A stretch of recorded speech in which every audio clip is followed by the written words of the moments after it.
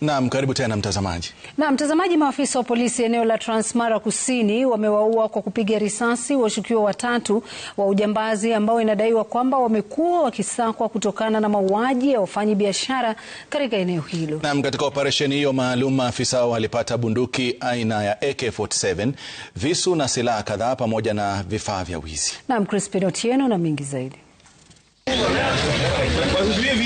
Jumamosi asubuhi kituo cha polisi cha Lolgorian ilishamiri matukio baada ya maafisa wa polisi kutoka Transmara Kusini kuwakabili washukiwa wa ujambazi ambao wamekuwa wakitafutwa kwa muda eneo hilo.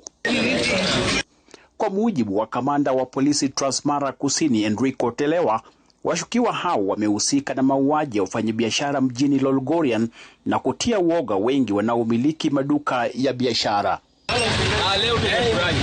Katika kisa cha mapema asubuhi eneo la Kondamet, maafisa wa polisi walikabiliana ana kwa ana na washukiwa hao ambao walikuwa wakifyatulia risasi, wawili wakiuawa papo hapo, huku bunduki aina ya AK-47 ikipatikana. So wananchi wa Transmara South kwa jumla, na waomba muwe watulivu, mtupee nafasi, tunawafanyia kazi. Mimi nataka mtupee heshima ambayo mlikuwa mnatupea hapo mbeleni na mtuamini kwamba tutafanya kazi. Katika makabiliano hayo, afisa mmoja aliwachwa na majeraha ya risasi, wenyeji nao wakishabikia hatua ya maafisa wa polisi kuwakabili wakora hao.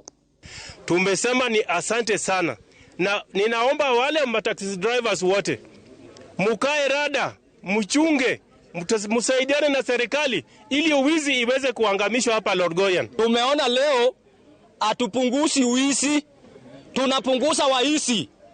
Waizi wapunguzwe.